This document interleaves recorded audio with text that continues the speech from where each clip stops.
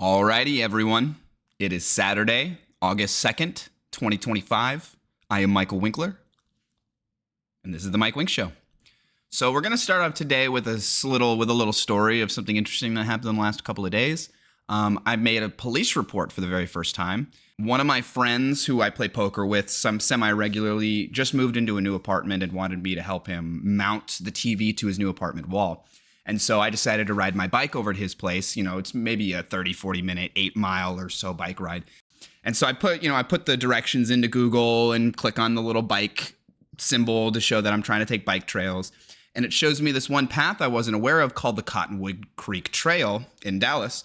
And it said, this route is maybe 4 minutes slower than the other route, but it's a trail. You won't have to deal with cars and yada, yada. So I was like, oh, heck yeah, I've never tried this trail. Perfect opportunity. I'm going to take the slightly longer ride, take Cottonwood Creek Trail, and make my way over to him in 30 to 40 minutes or so.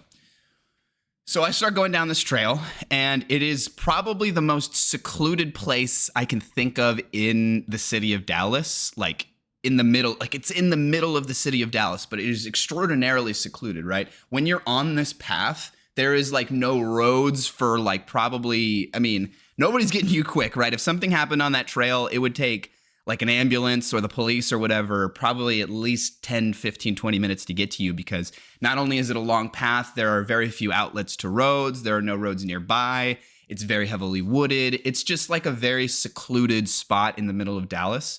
And so for that reason, I understand why there's a lot of homeless people there, right? It's the middle of freaking summer in Texas. It's 100 plus outside. And I get it, right? The city isn't exactly super friendly to homeless. They tend to do the really lazy, instead of providing housing or providing services for them or helping them get off their feet and start their lives. They're more interested in just pushing the homeless people around, get them out of my area, get them out of my area, get them out of my area. And so the homeless people just forever keep moving around. And so they have to congregate in places that are a bit more secluded and also that are a bit shadier, because it's 100 degrees outside. They have to have some kind of shade. They can't spend all the time out in the sun. So it doesn't surprise me that this trail has a lot of homeless people in the shaded spots. And that doesn't really bother me whatsoever, right? As long as the homeless, as long as you're minding your own damn business and you aren't bothering me, I could care less if you're over in the shaded spot, in the little part where the path goes under a road and you kind of have those slanted pieces of concrete under the road that are shaded. Look, man, if you're homeless and that's one of the few shaded spots you can find where you're not going to get harassed every couple hours by cops or whatever, be my guest. I could care less, okay? But as I'm going down this path, it starts to get kind of denser and denser with homeless people. There's more and more. And it's not really a problem until I reach one of those underpass parts where the path kind of goes under the road and the road is almost like a little bridge. And at that point, these three guys had roadblocked the path. They had half of the path was blocked up by by a bunch of their stuff, including a bike and a bunch of random other garbage. And they were kind of hanging out on the other side of the path, creating this really narrow bottleneck in the middle, probably just wide enough for my bike to get through. And so as I'm approaching, it gave me super sketchy vibes. I don't get sketched out very easily. I'm a pretty confident. I'm not, I'm an athletic, almost 6-foot guy. I'm not super worried about people messing with me. And as long as I mind my own business, usually people, mind their own business. But this was one of those spots where as I turn the corner and I see this roadblock I'm approaching and all these people there, I'm like, ooh, this is giving me hella sketchy vibes, right? I just feel like these guys are sizing me up. I don't know. I just keep getting this itching. I start to get this feeling man, these guys could stop me and there's nothing I could do. There'd be nobody nearby to help me. These guys could try and knock me off my bike. There's a million different things that can happen. And so I'm super, super sketched out by this, but I decide I'm not stopping. There's no way I'm stopping. And so I just keep rolling on through and I slow down maybe 10% just as a courtesy thing, but I pretty much just do blow through the little bottleneck that they created. And it was just wide enough for my bike. So I guess it was fine. So I make it through. And I turn around another corner, and I had never seen anything like this in my life, okay? It was straight up like a zombie movie. And I don't mean a zombie movie because everybody's all oh, they're all wandering around, arms out, stumbling around or something. It was more like the scene in a zombie movie where you have a huge crowd of 30 zombies and they're all trying to climb over each other to get through a door or something. They're all piled up super tightly close together. That's what it looked like. I round the corner on this path, And there's another one of those underpass parts where there's like a regular road and the path kind of goes under. So it's like sort of like a bridge.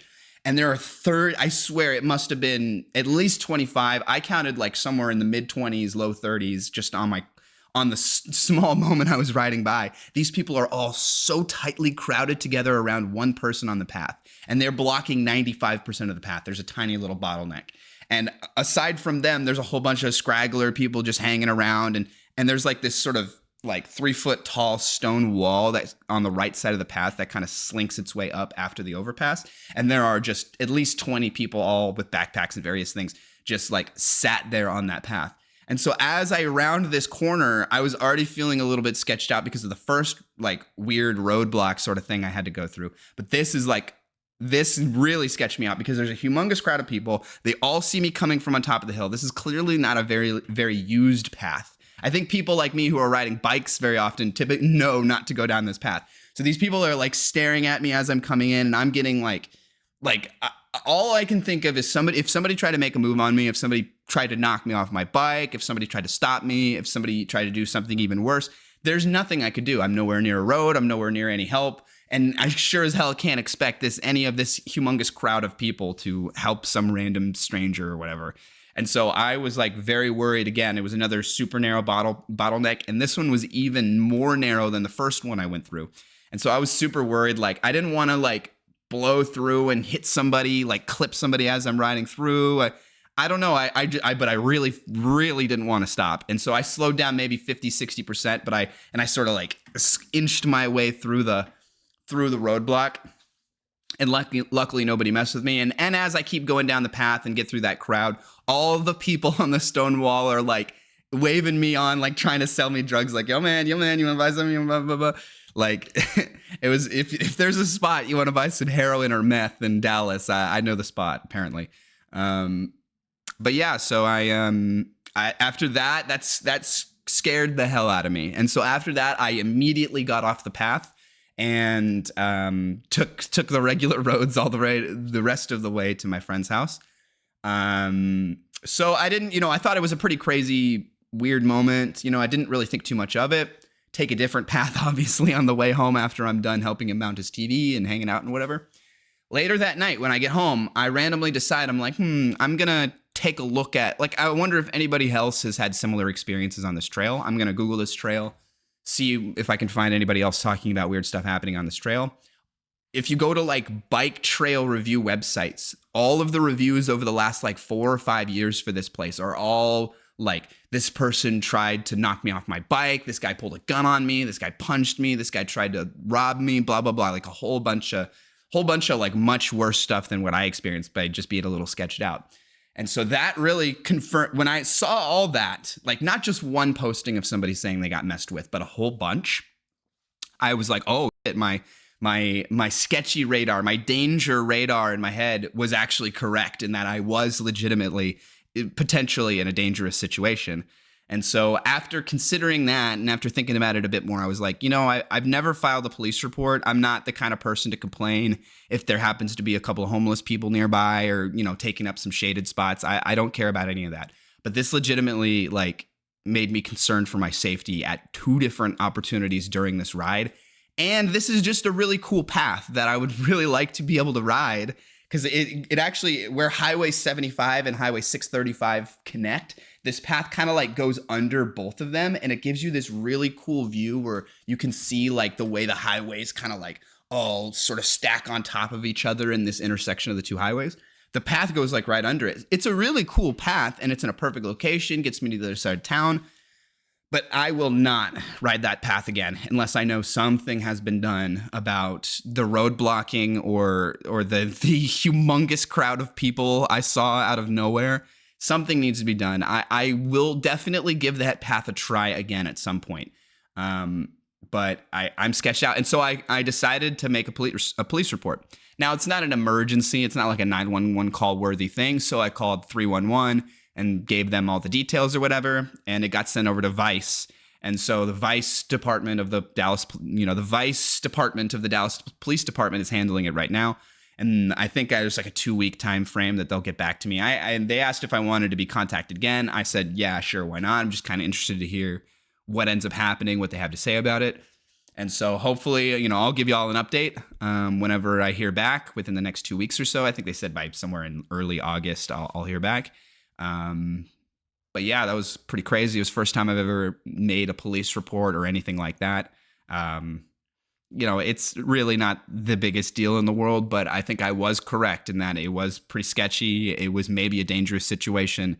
And that if that is really the case, I think I did the right thing by letting the police know, because I'm not only worried about myself. I'm like a 5'11", athletic, young, hip dude. I'm not too scared of people.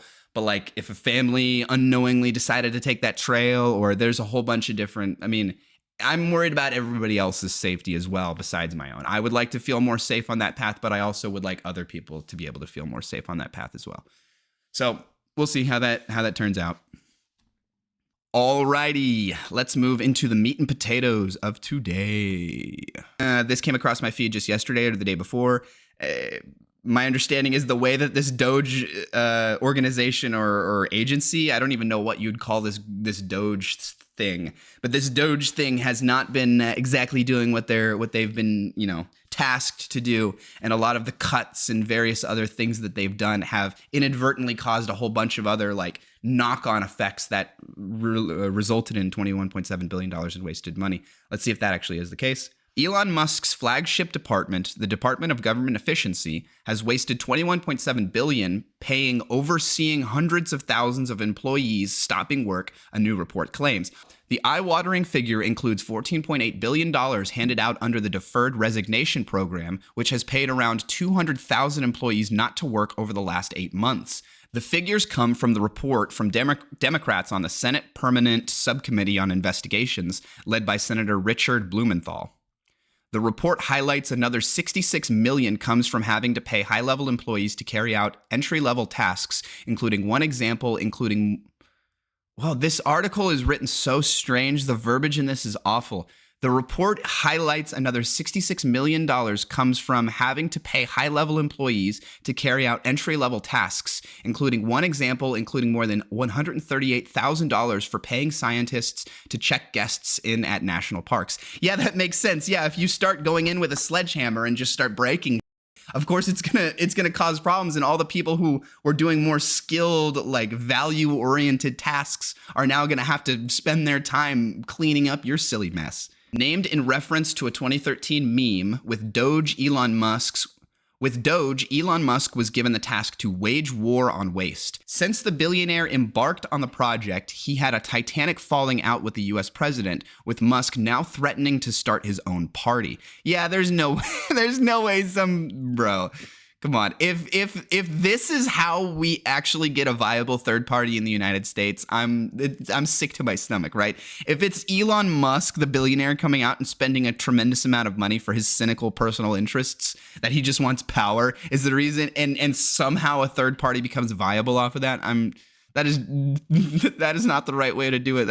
I wish it would have been done a different way. The 55-page report stated by prioritizing disruption over governance and failing to identify solutions for any of the problems it purported to solve, DOGE has created its own form of waste. This is what I've been saying for a long time, and what I think Sam Cedar from the Majority Report, his analysis is perfectly spot on for this. That the Republican Party's project and their interest is in dismantling the administrative state. They are interested in basically stopping the government from functioning in a very broad sense. I think in every single little opportunity they get, maybe they aren't, but in a very broad sense, they are anti-government, and they're interested in hampering the government's ability to do basically anything. This sort of like supports that by prioritizing disruption over governance. Yeah, I mean, it seems like that they have been prioritizing just like breaking things and the idea of maybe fixing them later than actually like reforming things properly. And it's not surprising that this has caused a bunch of knock-on problems, like high-paying specialist scientists needing to do menial entry-level tasks because you fired the janitors or whatever. The Washington Post reported that there are more than 154,000 federal employees being paid until September 30th, or even to the end of the year. One employee put on leave 6 months ago by DOGE say they have no idea when their pay will end, the HuffPost reports. Maybe this week, maybe next week, maybe the week after, or maybe next month, the worker said. We all just kind of guess and make predictions, and we're usually wrong. Yeah, I feel like if this... Also, put aside like the whole DOGE government efficiency, you know, they're trying to make things more efficient or whatever. I would think that if you were legitimately interested in that in like a good faith humanist perspective sort of way, then you would also be interested in like the actual human impact of doing this kind of thing, right? You would be worried like about the personal human impact of leaving thousands of government employees in limbo like this for a long time, because they don't know if they're gonna if they're gonna be like reinstated, if they're gonna be permanently fired, you know, how long they're gonna be getting these paychecks for. I would think if this government was acting in like good faith in that regard, they would be interested in making sure these people are like, what is happening is what is happening is transparent, and that they have at least some line of communication and some idea of what's going on, and that it's not just all up in the air waiting for whatever Daddy Trump tweets next. Further waste includes $110 million in food aid and medical supplies that was left to rot in warehouses that will need to be dealt with down the line at further cost to the taxpayers.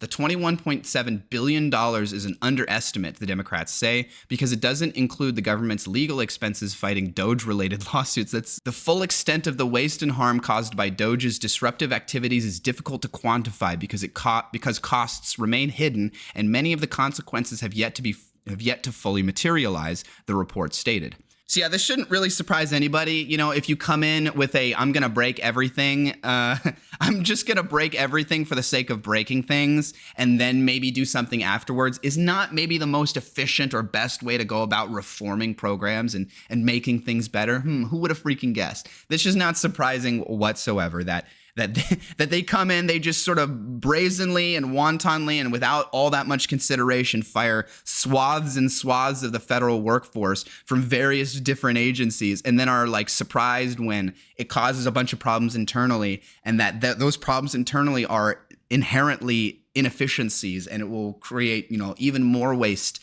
than the waste that they were going after initially by doing the cuts in the first place. This is not surprising whatsoever. This is if they were actually interested in like government efficiency in all the stated goals of DOGE or whatever, they would be going about this a very, very different kind of way, right? If you have a company that's like that isn't doing something right, and you bring in some consulting firm to fix it and get everything right, they aren't going to say dismantle the entire company and start a new one. They are going to try and like reform it from within. They're going to make changes and try and make it better.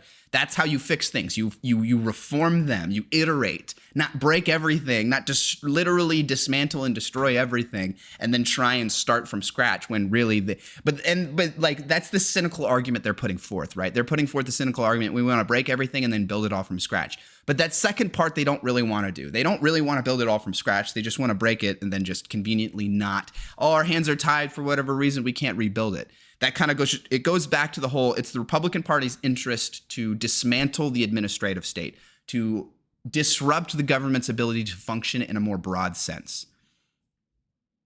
So I saw them talk about this on the Linus Tech Tips WAN show. That's actually where I heard about this. But FCC to eliminate gigabit speed goal and scrap analysis of broadband prices. A quick overview. My understanding is that like during the Biden administration, the FCC put some like gigabit speed goal for rural broadband expansion, and that this new FCC under the Trump administration and the new chairman, Brendan Carr, has basically come out and squashed all of those goals, reversed them, and reduced them. The Federal Communications Commission is ditching Biden-era standards for measuring progress towards the goal of universal broadband deployment. The changes will make it easier for the FCC to give the broadband industry a passing grade in an annual progress report. FCC Chairman Brendan Carr's proposal would give the industry a thumbs up even if it falls short of 100% deployment, eliminating a long-term goal of gigabit broadband speeds and abandon a new effort to track the affordability of broadband.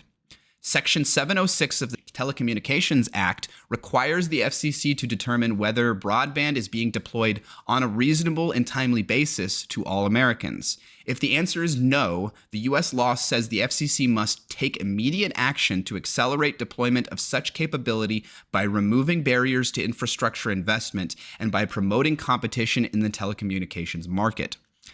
Generally, Democratic-led commissions have found that the industry isn't doing enough to make broadband universally available, while Republican-led commissions have found the opposite. Democratic-led commissions have also periodically increased the speeds used to determine whether advanced telecommunication capabilities are widely available, while Republican-led commissioners have kept the speed standards the same. I would think about this a little bit like inflation, sort of like internet speeds are forever increasing. And so wanting to keep them forever, like the standard by which you measure how well the broadband is being deployed, if you keep that standard the same and never want to change it, that's effectively the same as like keeping the like somebody's wage the same, never giving them a raise while inflation still increases, right? You're effectively getting a cut. It can be thought of slightly similar to that. I know it's not exactly one-to-one, but the internet usage like requirements for people are increasing at a like maybe not the exact same rate as like the cost of living would be in this analogy, but they are increasing. And so you do need a slowly increasing standard of broadband speed to keep up. Carr's proposal, which was released on Thursday and is scheduled for a vote on August 7th, criticized the previous administration's approach. Carr intends to focus the next FCC inquiry on the statute's "is being deployed" phrase rather than looking at whether broadband has already been deployed, Carr's proposal said. To further realign our Section 706 inquiry with the statute's plain language, we intend to focus our inquiry on whether advanced telecommunications capability is being deployed rather than whether it has already been deployed, as was the focus of the 2024 report. We believe that the prior report's binary interpretation of the threshold for issuing a passing or failing grade in the ultimate Section 706 finding effectively read the reasonable and timely language out of the statute. This is just a really weird point to make, though, right? We believe that the prior report's binary interpretation of the threshold for issuing a passing or failing grade in the ultimate Section 706 finding effectively read the reasonable and timely language out of the statute. What I don't understand about that is, like, from a legal perspective, from like a policy legislation perspective, reasonable and timely, which is a part of the language of this statute,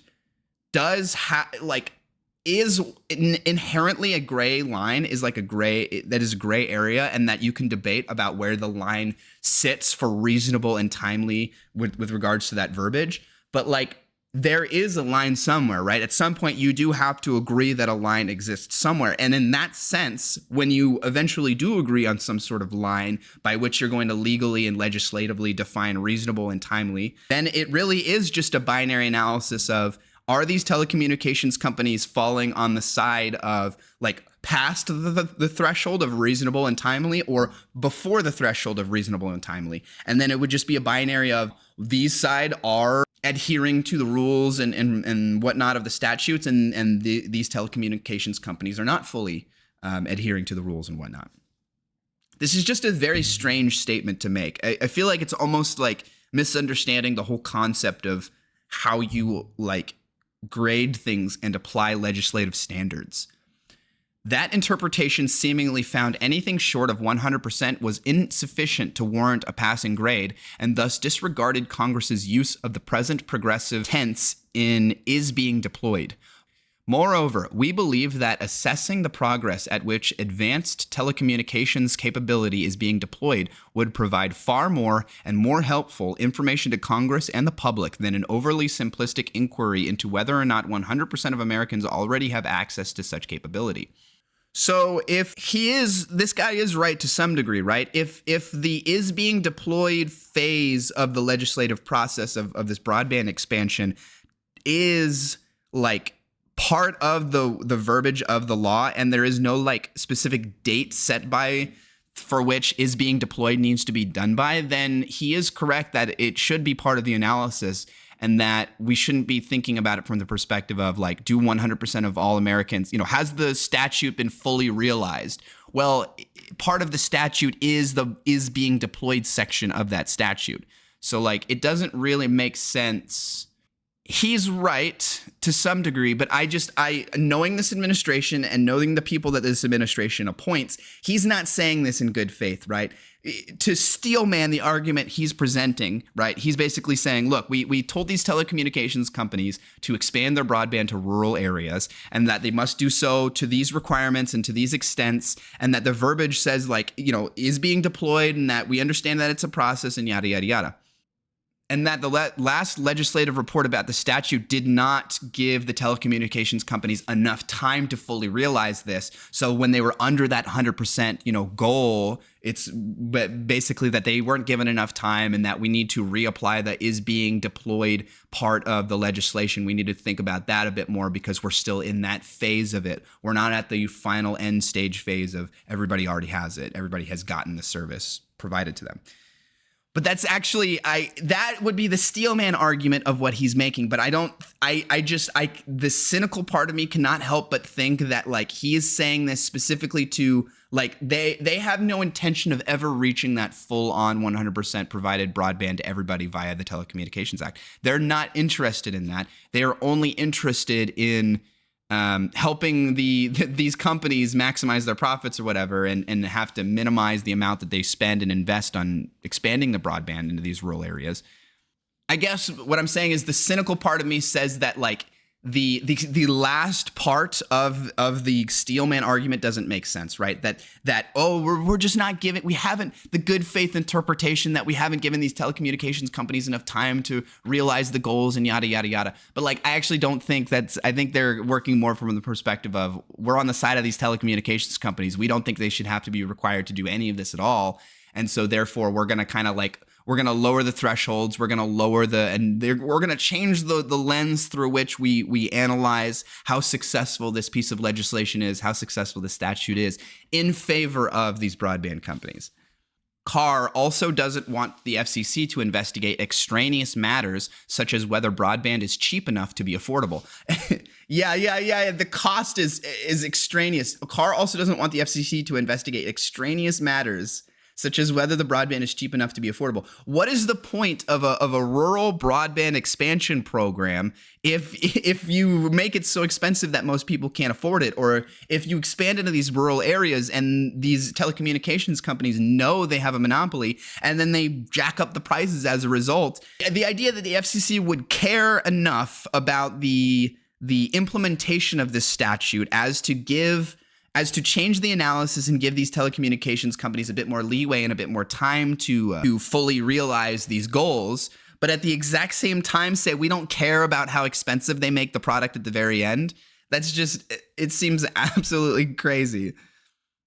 The commission in the 2024 report departed from the way that the Section 706 inquiry had historically been conducted by for the first time reading several extraneous universal service criteria into the Section 706 statutory inquiry based upon its interpretation of congressional intent. We propose to reorient the Section 706 inquiry back to the plain language of the statute and eliminate this expansion, the Carr proposal says. It is conceivable that new criteria and new extra things have sort of been tacked onto this legislation through the committee or through the commission or whatever. But like, I just have a feeling that like he's cynically using this verbiage to describe the way that they didn't like the analysis. They just didn't like how it was done, and that they're going to change the way it's done to support their goals.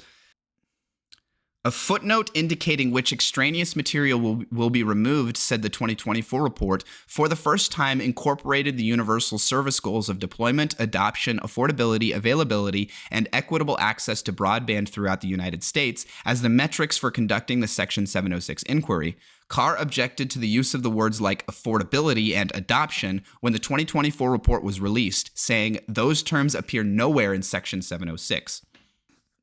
See, but like, here's my thing, okay? Even if like the commission did sort of like without explicit legislative permission add on these provisions to the statute and to try and like basically make this deployment of rural broadband a bit better, a bit more equitable, a bit a bit more for the people, I wouldn't really care. Like, why would you want to remove those provisions, right? You could have some weird autistic like devotion to the rules, and the idea that this wasn't explicitly part of the legislative language means that it's not part of the rules and we can't do that. You could be like some weird like rules oriented autist in that kind of way. But like, what, I can't think of any good reason you would want to remove those provisions, assuming that those provisions are good and they make the legislation and the deployment of the statute a bit more human oriented.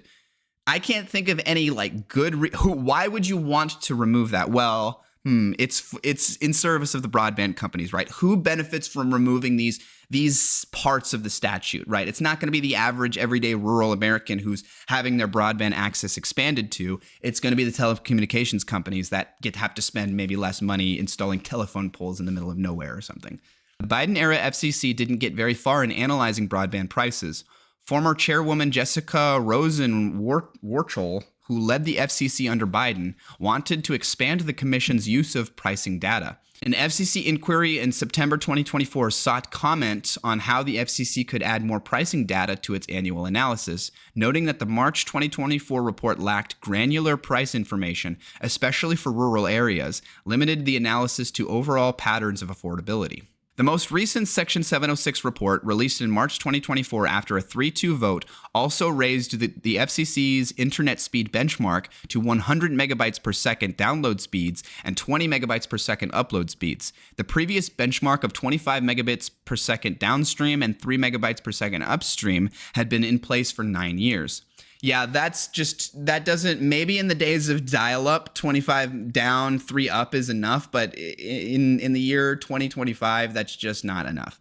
Under the chairwoman Jessica Rosenworcel, the FCC additionally set a long-term speed goal of 1 gigabit per second download speeds with 500 megabytes per second upload speeds. Carr's proposal would abolish that long-term goal. As part of our return to following the plain language of Section 706, we propose to abolish without replacement the long-term goal of 1,000 megabytes/500 megabytes download/upload established in the 2024 report, Carr's plan said. Not only is a long-term goal not mentioned in Section 706, but maintaining such a goal risks skewing the market by unnecessarily potentially picking technological winners and losers. Yeah, okay. So he wants to take, so basically they're taking away these good provisions, these good changes to the statute, right? And he's hiding behind well, it's not in the plain language of the statute, so that's why we're going to take it away. And it wouldn't be fair to it wouldn't be fair to these telecommunications companies, right? It would just be so unfair to them, guys. Come on, we can't do that. That's what he's saying. He's hiding behind the language of the statute and the idea that it's unfair to some of these companies, rather than out front addressing the actual thing, saying these good human-centered provisions of the statute we are revoking for cynical purposes. Obviously, they're not going to say that, but there's just no conceivably good, like, constituent, citizen-oriented reason for making this sort of change, right? This literally only benefits the telecommunications companies at the expense of the average American citizen, especially rural ones who would have received this service. Fiber networks can already meet a 1,000/500 megabytes per second standard, and the Biden administration generally prioritized fiber when it came to distributing grants to internet providers. The Trump administration changed grant-giving procedures to distribute more funds to non-fiber providers, such as Elon Musk's Starlink satellite network. See, I feel like if this is such an insane conflict of interest, right? The fact that like Elon Musk was even in the government at all, and the fact that like his companies are still receiving huge contracts from the government for making broadband, for doing rockets and all sorts of other junk. Also, it's not like installing fiber is really all that much more expensive than installing like regular old school, I don't know what they did before fiber, but Ethernet style internet. I would speculate that like you install them in a very similar manner, and that the only difference would be the cost of the actual cable. And maybe fiber optic cables are more expensive, but when you're talking about like large scale infrastructure and laying broadband internet across thousands and thousands of miles. The cost of the cable from fiber to Ethernet or whatever is not like a major consideration. And especially when you consider the speed differences and the reliability of fiber versus Ethernet, there is no good reason why you would want to change the grant giving procedures to prioritize non-fiber internet providers. That seems literally exactly the opposite. Carr's proposal alleged that the 1,500 megabyte long-term goal would appear to violate our obligation to conduct our analysis in a technologically neutral manner, as it may be unreasonably prejudicial to technologies such as satellite and fixed wireless that presently do not support such speeds. But technologically neutral manner, what? What does that even mean, right? In the same way that that's a very vague term and that there are vague parts of this statute that you can sort of just choose to reinterpret, that we're going to lower the threshold or the 1,000 to 100 megabytes or whatever. This is a pretty vague term, technologically neutral manner. Like, what the heck does that mean? Does that mean that you are applying it equally to all technologies? Does that mean that you're providing an objective analysis to an objective neutral analysis to whatever is the best technology for the application for the situation? It's also a very strange verbiage. I just don't know. But also, like, when it comes to broadband, like, satellite and fixed wireless are not reasonable alternatives to a proper, robust broadband internet system, right? They're not one-to-one. They're not the same. What are you going to start, like, providing Starlink satellite internet access to all these, like, rural Americans? Like, is that what he's implying? Is he implying because this excludes like Starlink and other weird forms aside from fiber to provide internet to people that we're not allowed to do it, that we have to, this point just doesn't make any sense at all. It's totally nonsensical. When the 120 megabit per second standard was adopted last year, Carr alleged that 100/20 megabit per second requirements appears to be part and parcel of the Commission's broader attempt to circumvent the statutory requirement of technological neutrality. It appears the Carr FCC will nonetheless stick with the 100/20 megabit per second for measuring availability of fixed broadband. If any regulatory changes are spurred by Carr's deployment inquiry, they would likely be to eliminate regulations instead of adding them. Carr has been pushing a delete initiative to eliminate rules that he considers unnecessary, and his proposal asks for comment on broadband regulations that could be removed. Are there currently any regulatory barriers impeding broadband deployment, investment, expansion, competition, and technological innovation that the Commission should consider eliminating? The call for comment asks. It just seems so cynical and hilarious, the idea that they're going to ask for public comment on the ways that they can like cut regulations and remove barriers, but not ways that they could maybe implement new ones that could be good. That's just... It's part of this whole brain rot, small government versus big government mindset that so many conservatives seem to find themselves stuck in. It's not like a small government is inherently good and a big government is inherently bad, right? There are good things the government does and there are bad things the government does. There are good pieces of legislation. There are bad pieces of legislation. And so you need to analyze each of these one by one. And so the idea that like big government is inherently bad and we should like strive to not have big government by virtue of big government being bad just doesn't really make sense to me. Obviously, governments shouldn't be bigger than they necessarily should be, right? They should be exactly the right size, no smaller, no bigger. But this idea is just total brain rot that like this whole big government bad, so we need to remove rules. Deregulation good because regulation equals government and government equals bad. Big government equals bad. So removing regulation equals good. That is like the basic ass analysis that they're doing that doesn't make any sense at all. But yeah, it seems like the guys at Linus Tech Tips were right that this is a pretty big step backwards with regards to rural internet access and how it's going to be expanded over the next 4 to 8 to 10 years or so. Study: 14 million lives could be lost due to Trump aid cuts. The Trump administration is formally shutting down the United States Agency for International Development today after canceling 83% of its programs earlier this year. The administration says the agency has misspent billions in funds and has little to show since the end of the Cold War. That argument clashes with a new study published Monday in the medical journal The Lancet. The study estimates that USAID programs have saved over 90 million lives over the past 2 decades. The researchers also estimate that if the current cuts continue through 2030, 14 million people who might have otherwise lived could die.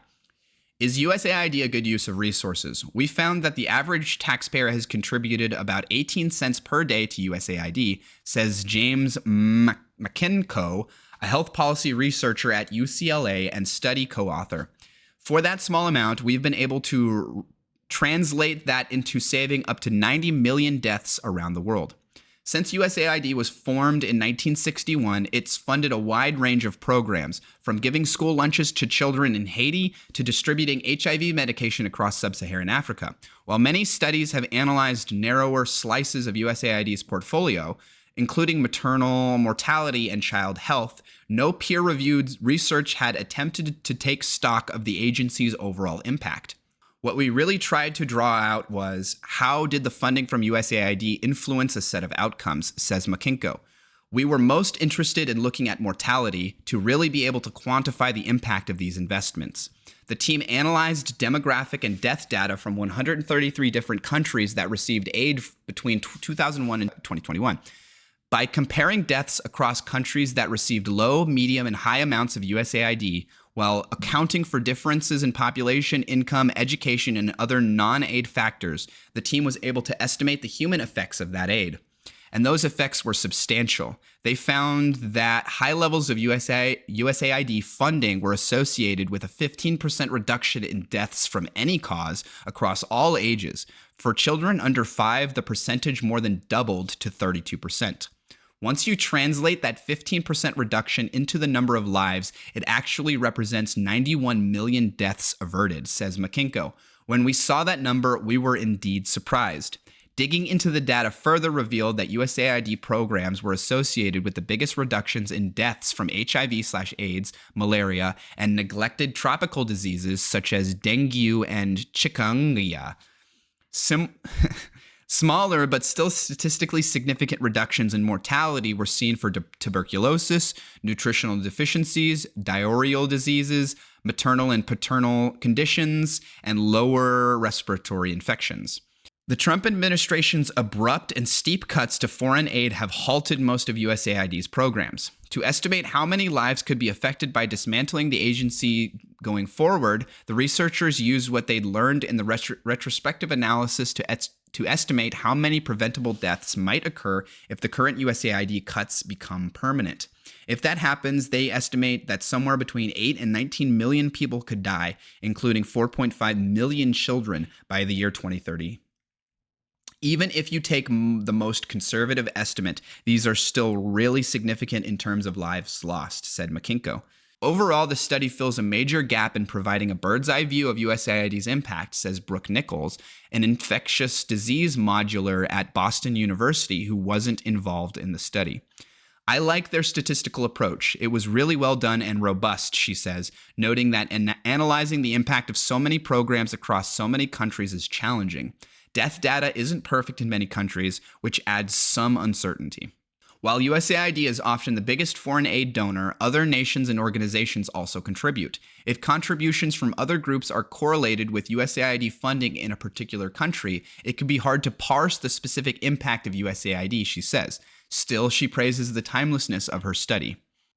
The value of the retrospective work is helpful to show the world what can be done with concerted effort, bipartisan support, to show just how much impact you can have, she says. Putting numbers to the lives that could be lost if funding isn't restored does something very important, she says. It highlights the costs that policy decisions can have on human lives. Absolutely. So yeah, this is pretty shocking. To be completely honest with you, I wasn't even aware USAID was a thing until this administration came in and cut it. Okay, so like I'm very surprised and impressed that the USAID has saved 90 million lives over the life of its program over the past 2 decades, and that should be one of the sort of like Social Security. It should be something as Americans that we are very proud of. That this is a really good thing we've done. We're really proud of it. It's not all that expensive or difficult to do, but we've done it, and we should be proud of this. This is a good thing that we've done. And the idea that we're cutting it is just ludicrous. While we do live in the United States, and ideally you have politicians and interests that are, America first. Human beings are still human beings regardless of where they live. And if we have the capacity to only give a couple cents per person, and as the United States, the wealthiest, most powerful country in the world, has the ability to save tens of millions of people's lives across the world with very, very little cost to us, seems like a no-brainer, seems like something we should be doing without question. Ever since Donald Trump vowed to end birthright citizenship for the children of many immigrants, one question has loomed. How could the executive branch possibly implement such a sweeping rollback of constitutional rights? The United States has granted birthright citizenship to virtually all children born on its soil since 1868, when the 14th Amendment enshrined that guarantee into law. What would it look like for the government to abruptly change course, adopting a radically different system of citizenship through presidential decree? How could the Trump administration identify the roughly 150,000 babies born each year who would no longer receive their fundamental right of citizenship? What penalty would it impose on these infants, some of whom would be rendered literally stateless? For months, federal courts blocked the Trump administration from developing any such plans, finding the executive order unconstitutional from top to bottom. In June, however, the Supreme Court expressly permitted the government to begin developing and issuing public guidance about the executive's plans to implement Trump's order. Acting on that decision, an immigration agency released the first stage of its implementation plan last Friday. It shocks the conscience. In dry, bureaucratic language, the memo outlines a plan to revoke citizenship from the children of both immigrants who lack permanent legal status and many lawful residents, including visa holders, dreamers, and asylum seekers. It envisions intrusive federal review of parents' papers, quite possibly in the hospital, before or shortly after birth, to gauge the newborn's legal status. And it paves the way for people who spend their entire lives in the United States to be deported to countries in which they've never stepped foot, or to be condemned to the limbo of statelessness. To this administration, inflicting these unconstitutional harms isn't a mere byproduct of the plan, it's the whole point. In its plan, USCIS acknowledged that the federal judge's injunction, separate from the case that was litigated at the Supreme Court and which the Trump administration won last month, currently bars the government from taking away anyone's birthright citizenship. But the agency is preparing to implement the executive order in the event that it is permitted to go into effect, and laid out guidance to address legal questions so it can spring into action as soon as the courts allow it. To that end, USCIS declared flatly that the children of immigrants who are unlawfully present will no longer be U.S. citizens at birth. They will instead inherit the status of their parents, rendering them detainable and deportable as infants throughout their lives. There is no indication that the government will provide some grace period before snatching up and imprisoning this new underclass of non-citizen babies. They are apparently subject to arrest from the moment of birth. The Trump administration has already facilitated such neonatal arrests by repealing a 2011 rule that prohibited ICE enforcement in and around hospitals. Yeah, that seems like a good rule. It seems like a problem if you have ICE agents around hospitals, right? You can't have people, whether they're here illegally or not, afraid to go get medical care because they might get deported. That's very dangerous. Combined with this new guidance, plus a vast expansion of its budget, Immigration and Customs Enforcement could send agents to determine proof of legal status from postpartum mothers and fathers. If they failed to produce the necessary paperwork, ICE could arrest the entire family, including the baby, whom agents could attempt to separate from her parents. The Trump administration has quietly reintroduced a new form of family separation policies and rolled back protections for minors. An American-born child with previously guaranteed citizenship under the 14th Amendment would be treated no differently than a non-citizen apprehended at the border. But this is what Trump said, right? You got to keep out the criminals, the rapists, the murderers, the toddlers, the newborns, the teeny tiny babies who can't do anything on their own. These are the people who got to keep out: the murderers, rapists, the infants, the toddlers, all of them. They're all dangerous. I mean, of course, these toddlers are dangerous. We got to get them out, guys. The next section of the memo explains how the administration plans to deny citizenship to children born in the United States to parents who have lawful but temporary presence here. Trump's order itself clarifies that kids whose parents have a student, work, or tourist visa would no longer be eligible for citizenship. But USCIS went much further, laying out a dozen other categories of immigrants whose offspring would be ensnared by the policy, even though their parents reside in the country legally. Its list includes immigrants who have received withholding of removal under the Convention Against Torture, immigrants granted temporary protected status, and dreamers protected by DACA. The agency left no stone unturned. It even declared that children of Micronesian parents fall under the order, even though Micronesians have every right to live and work in the U.S. under a 1986 treaty. That treaty constituted a small reparation after the U.S. tested atomic weapons on Micronesia for more than a decade. Oh yeah, so these were the handful of islands that we just nuked to hell, and then I've watched the whole documentary about this. We had to like forcibly evacuate huge swaths of certain islands and basically tell people, sorry, we made your house radioactive. Lol. Here's you got to move now, or you're gonna die in a few days. Sorry about that. And so I guess as like a small reparation, as a small payback to that, we gave them sort of like not full U.S. citizenship, but we gave them like visa protection and right to come in and work and live here. That seems completely reasonable considering what we did. And the idea that we would take it away seems crazy. There's also we're talking about so few people, right? There aren't like tens of millions of Micronesians trying to flood our borders, whatever, right? We're probably talking like a couple thousand people at most. How will the federal government know whether a baby's parents have lawful but temporary status, rendering the child ineligible for citizenship? The USCIS does not say, but there is only one possibility. The government will begin to demand to see every parent's legal status before acknowledging their child as a U.S. citizen. Only babies with at least one parent who is a citizen or green card holder will be recognized as American. All others will be excluded at birth. Curiously, USCIS proposed a compromise for children of parents with lawful but temporary status. These kids, the memo says, could inherit the legal status of a parent, and the agency would propose to defer immigration enforcement against such children until the details are ironed out. But no federal law allows the government to devise a new legal regime in which, say, a work visa is automatically passed down to a newborn. That, of course, is because children born to immigrants have received birthright citizenship for 157 years.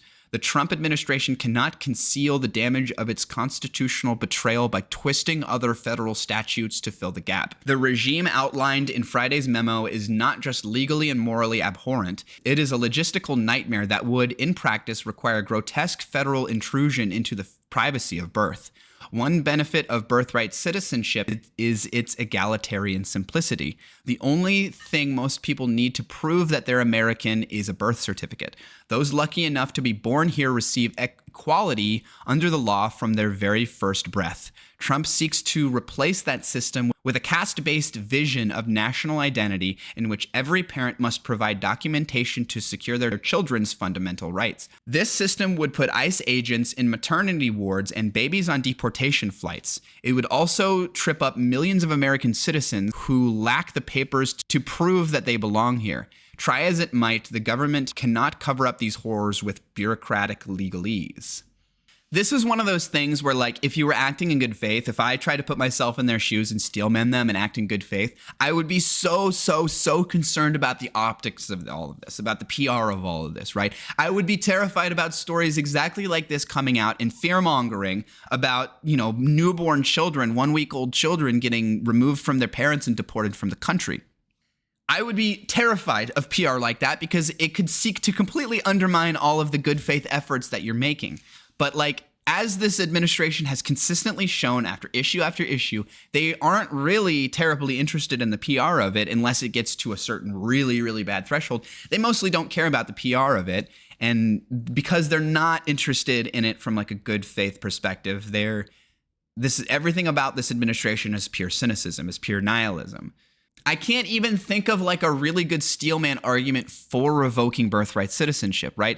I mean, there are instances where people manipulate the system in order to get birthright citizenship. They also manipulate the whole marriage system, right? How if you like marries somebody who's a foreigner, they can like much quicker get citizenship, or they have a right to apply for citizenship or whatever. Yes, there are certainly people that game those systems, and we have a system in place to sort of weed out those that are gaming the systems and punish them accordingly. We somewhat regularly, I don't know how often, but we have over the past however many decades deported hundreds, if not thousands, of people that have come here exactly for that reason, to game the system. And we have proved it in court that that's what they're doing, and then deported them, sent them on their way, said, bye-bye, you can't game our system, get out of here, okay? We already do that. So the idea, if you tried to present the argument that people are using this system to like game the system, and people who should not be citizens are making their way into the United States and becoming United States citizens, then you would want to expand the system by which you weed these people out, right? You wouldn't want to like start excluding large swaths of people for no reason.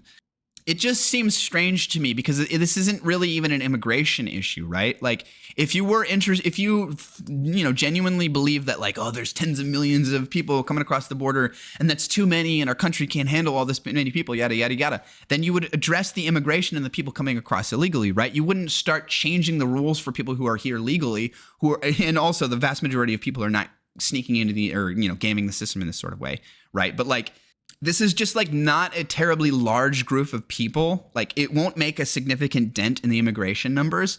And like, it just seems weird. I can't really think of a good reason for it other than like cynical reasons, other than like just blatant weird xenophobia, weird racism. The fact that they don't care about PR and that they aren't doing this in a way that I would imagine a good faith actor would do makes me want to lean towards more cynical reasons like racism, xenophobia, and whatnot. This just seems like a strange decision. I just don't know why this is the kind of decision that like I feel like only creates bad PR. The tangible benefits are basically non-existent, and all that I could see coming from all of this is negative PR, right? I mean, I guess there are some people that read this kind of article and think it's a good thing, but like I would think the vast majority of people, 90+% of people, the people that you want to be catering towards, see this as a bad thing, see this as bad PR. U.S. President Donald Trump's Middle East envoy told families of hostages being held by Palestinian militant group Hamas on Saturday that he was working with the Israeli government on a plan that would effectively end the war in Gaza. In a recording of the meeting reviewed by Reuters, Witkoff is heard saying, "We have a very, very good plan that we're working on collectively with the Israeli government, with Prime Minister Netanyahu, for the reconstruction of Gaza. That effectively means the end of the war." Witkoff also said that Hamas was prepared to disarm in order to end the war, though the group has repeatedly said it will not lay down its weapons. Witkoff has also said that Hamas was prepared to disarm in order to end the war. I do not believe that one tiny bit.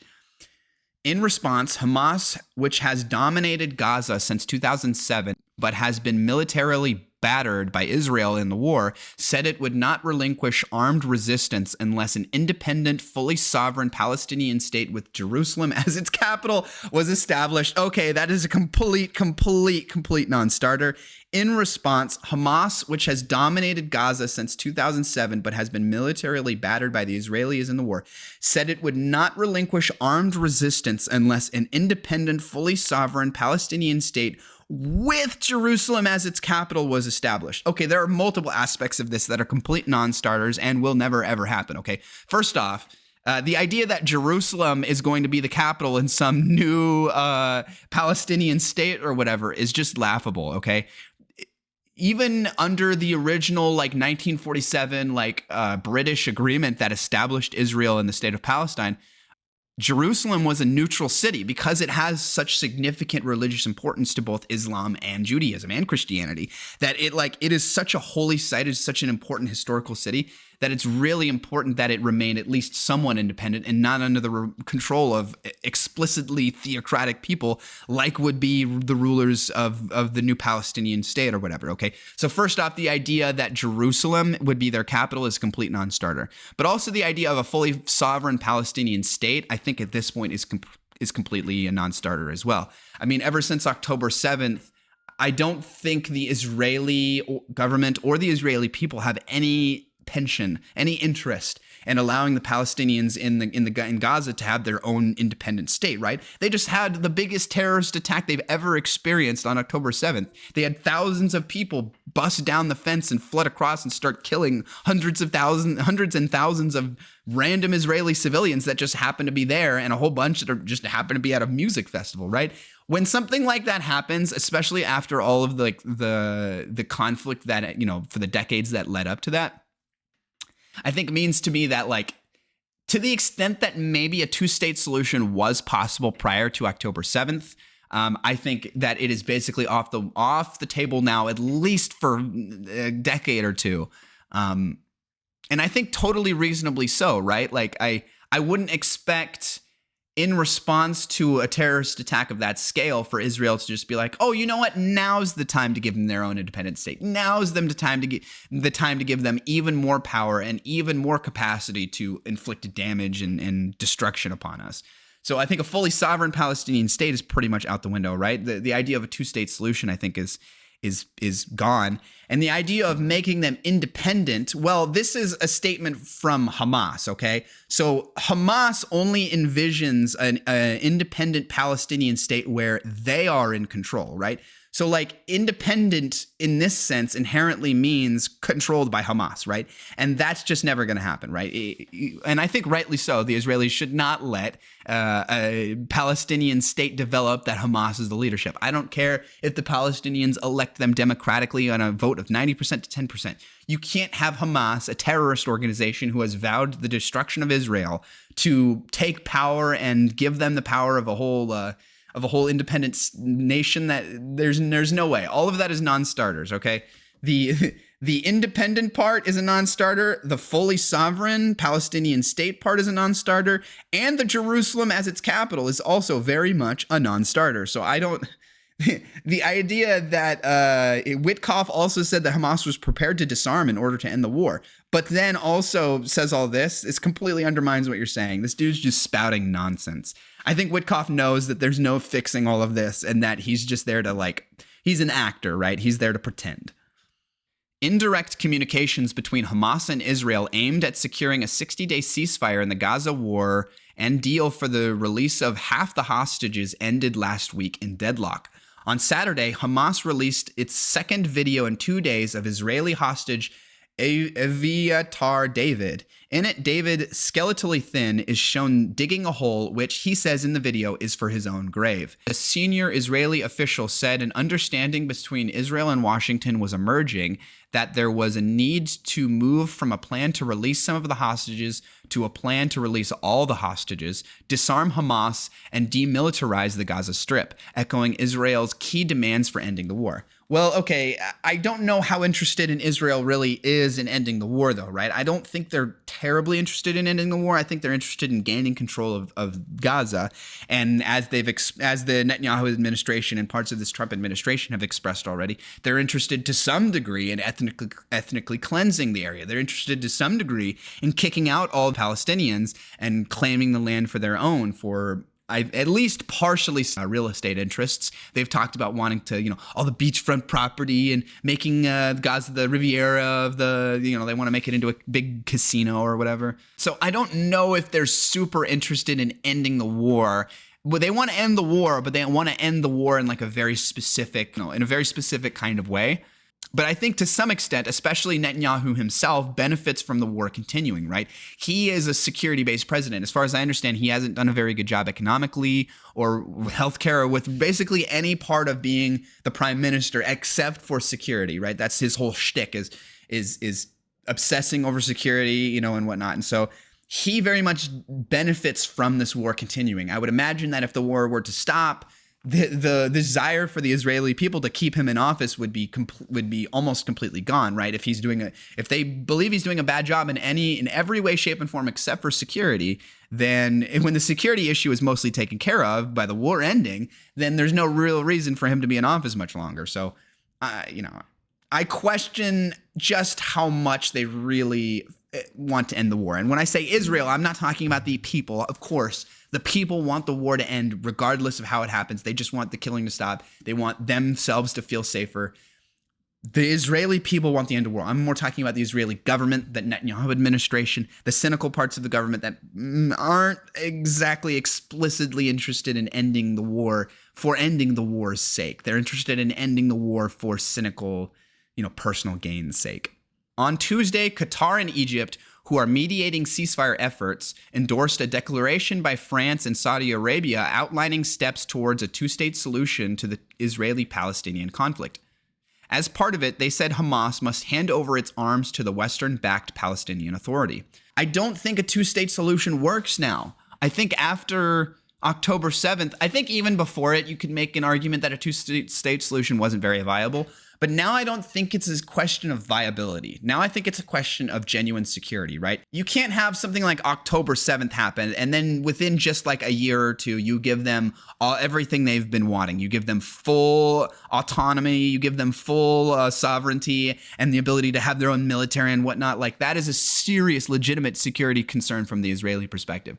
So I think the idea of a two-state solution is sort of out the window right now. But also, I think based on their own terms, this sort of two-state solution idea, it would not work necessarily, right? On Tuesday, Qatar and Egypt, who are mediating ceasefire efforts, endorsed a declaration by France and Saudi Arabia outlining steps towards a two-state solution to the Israeli-Palestinian conflict.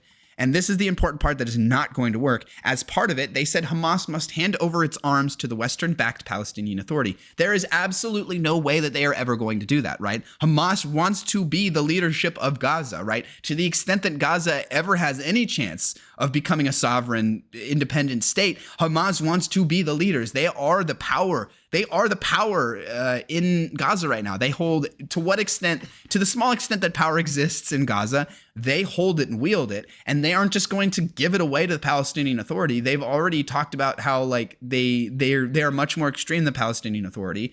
And like they are, Hamas is interested in the destruction of Israel to an extent that the Palestinian Authority is not. And so this is just a total non-starter, right? Hamas will never agree to give over its arms to Western-backed Palestinian Authority. To them, it's no different than disarming directly to the Israelis or the Americans.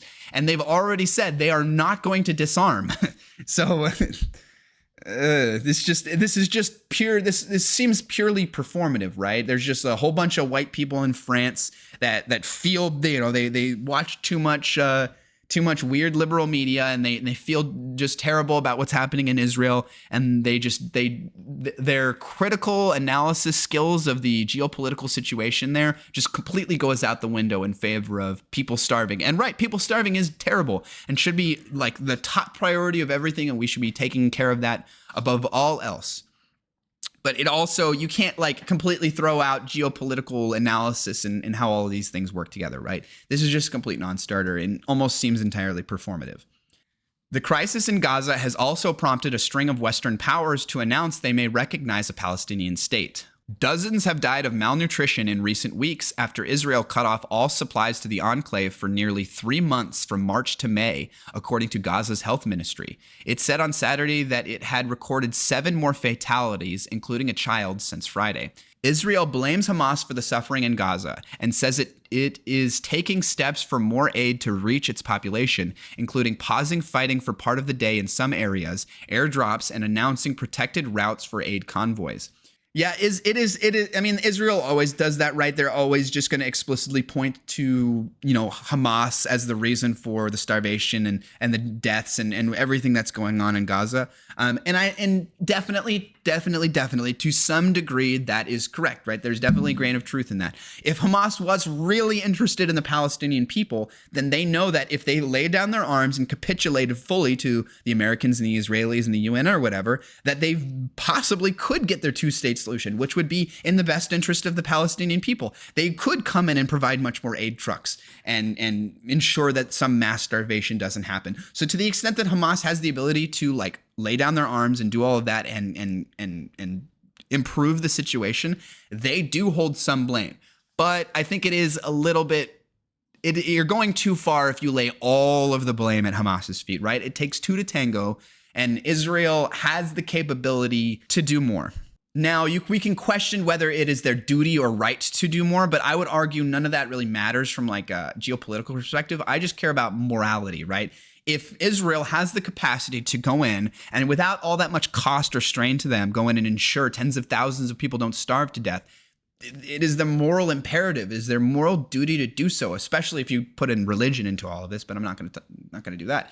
Israel definitely holds some amount of blame, right? You can't have a war where there's an extreme power difference, right? Israel is much, much stronger than Hamas. They come in, they basically level the place and then say, oh, for these 5 or 6 different complicated reasons, these people, we have these mass starvation and there's nothing we can do because our hands are tied in these 5 or 6 different ways. Well, I don't think that's super compelling, right? Yeah, it's complicated but like you have the ability to go in there and do something for these people. UN agencies have said that airdrops of food are insufficient and that Israel must let in far more aid by land and quickly ease the access to it. The Gaza war began when Hamas killed more than 1,200 people and took 251 hostages in an attack on southern Israel on October 7th, 2023, according to Israeli figures.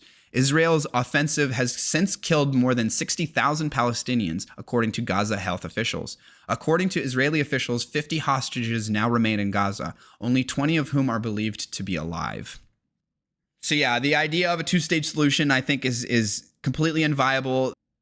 So yeah, I think this whole trying to, France and Saudi Arabia coming out and supporting an independent Palestinian state or whatever is entirely performative for all of these reasons, right? Hamas is never going to lay down their arms, especially to the Palestinian Authority, to the Western back, because it might as well be the same as capitulating and laying down their arms and surrendering to the Americans or the Israelis. To them, as it is the Palestinian Authority, it might as well all be the same, right? The idea of an independent, sovereign Palestinian state post October 7th seems not only a non-starter, but non-viable, at least for 10 or 20 years before things calm down quite a bit. And probably the biggest non-starter of them all is with Jerusalem as their capital. Why would the Palestinian state have the right to Jerusalem, right? I'm not necessarily saying Israel has the right to Jerusalem. I might be in favor of some weird plan where you make Jerusalem an international city and it's not officially overseen by the Israeli government, or it's not officially part of Israel proper. Potentially, I could be in favor of something like that because Jerusalem's important to basically all religions, all Western religions. The idea that like Israel would ever give it up willingly is hilarious. First off, they never will. But the idea that that the Palestinian state is owed Jerusalem, or that they have some special claim to it as a city, as a capital, that Israel or some other state in the area wouldn't, is just crazy. I think all of this is a complete non-starter. It's a very complicated situation. So we've known this for a long time, but this kind of puts an actual figure to the phenomena. Nearly 90% of UN aid is intercepted before reaching intended recipients. The majority of aid sent to Gaza by the United Nations has been intercepted before reaching its intended destination. 87% of the UN's aid trucks collected from Gaza's perimeter have been intercepted during transit inside the Strip, according to UN's own data. Tracking between May 19th and August 1st shows that of the 2,010 trucks collected from the Gaza perimeter, only 260 trucks reached their intended destination. UN 2720 states that the interceptions have occurred either peacefully by hungry people or forcefully by armed actors, while aid was being transported inside Gaza. The monitoring site has not provided a breakdown of how much aid has been taken peacefully by civilians versus how much has been seized by armed groups. We've known that Hamas comes in and steals this aid and then redistributes it or sells it for their own cynical purposes.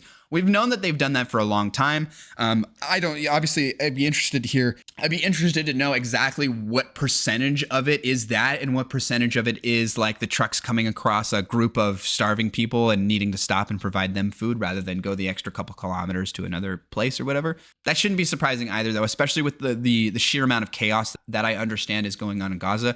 That you have refugee camps where you have hundreds of thousands of people collected, but like it is a huge area and you're talking about millions of people, and inevitably you're going to have pockets of people that are just like for whatever reason, have not made themselves to the major aid distribution points, and that these trucks will come across groups of people who are probably just like stopping them forcefully to try and get food. And I don't blame them, right? I mean, if you're part of one of these groups who's in the middle of the desert in Gaza and you're kilometers away from the nearest aid distribution point, and your only opportunity to keep yourself from starving to death is potentially stopping one of these trucks, that seems totally reasonable to me. I think most people would do the same.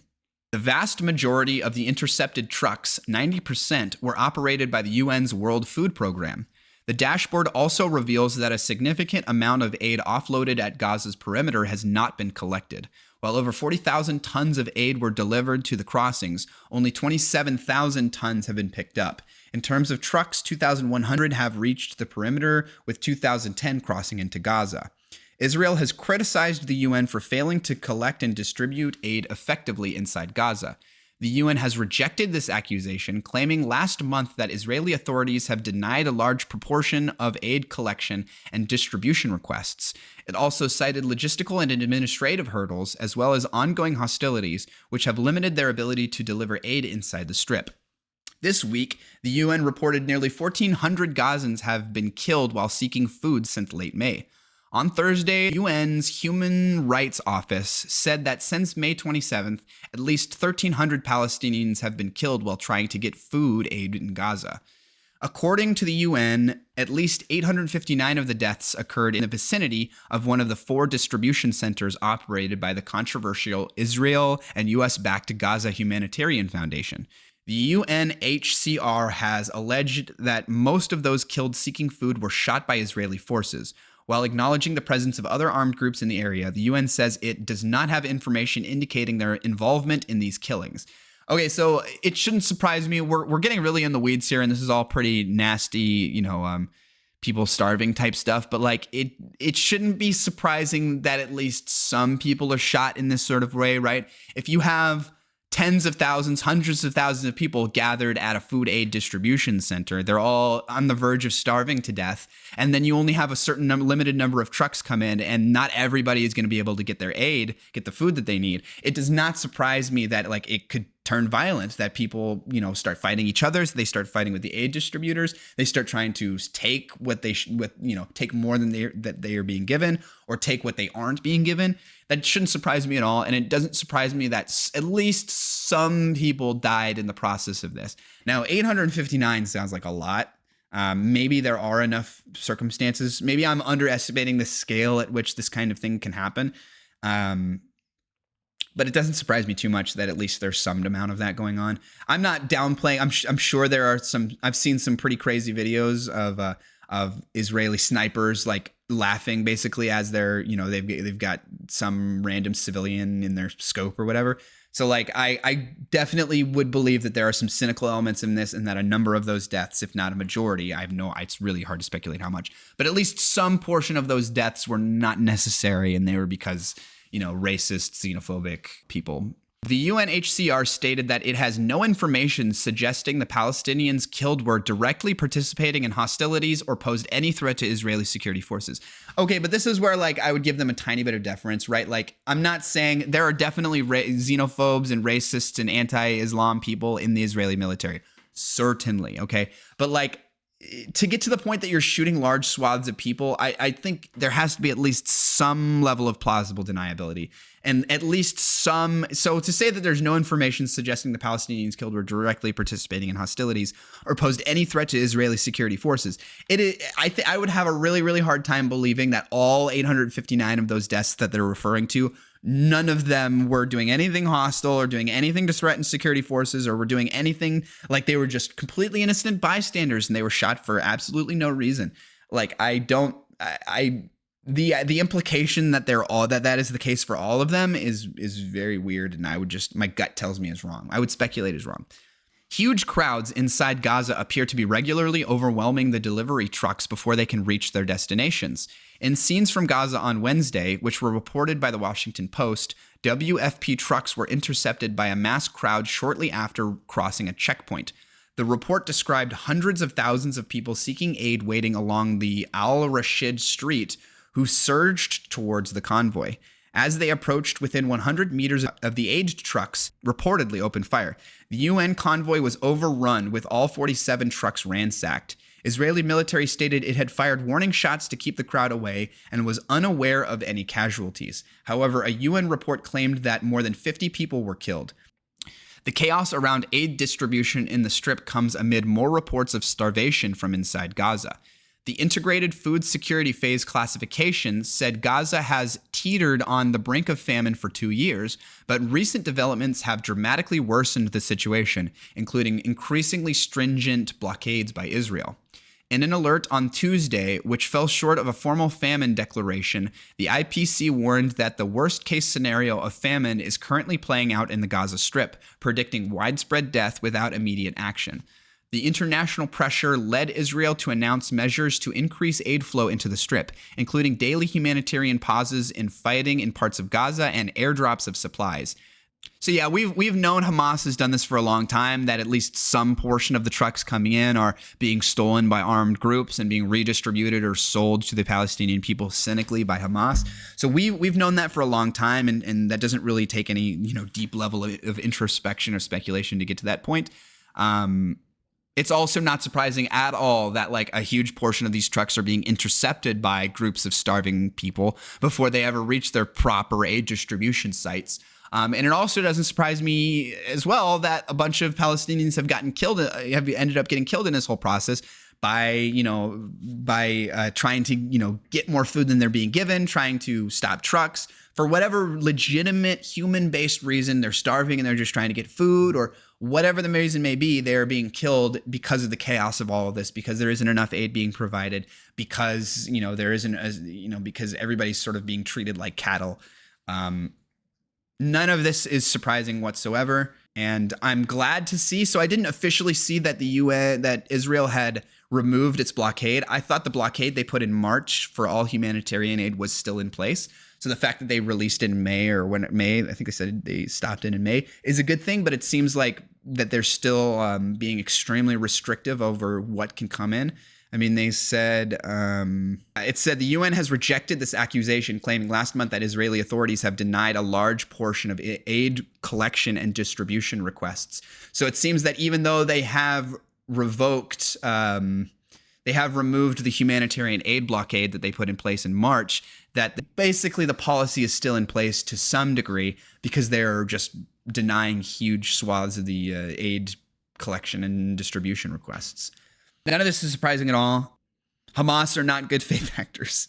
That should not be surprising to anybody. Yeah, this is all really bad, and the international community needs to step in and do something to ensure that we don't have some mass starvation. And what I can't help but think about is whether a mass starvation coming up or a mass ethnic cleansing coming up happens or not. I just cannot imagine, let's say, whether it happens or not, 30 years, 10, 20, 30 years from now, Israel has reclaimed huge swaths of Gaza and are building apartment complexes and stuff along the beach or whatever. I just how could you not feel nasty being somebody that's profiting off of all of that, right? Being one of the real estate developers, or being one of the people that lays claim to the land and gets to sell it for your own personal gain, and at the expense of the thousands, tens of thousands of people who died on this land at the hands of, Hamas and Israel. So it's just, I don't know. This, the international community needs to come in and do something before this turns into a really big mess.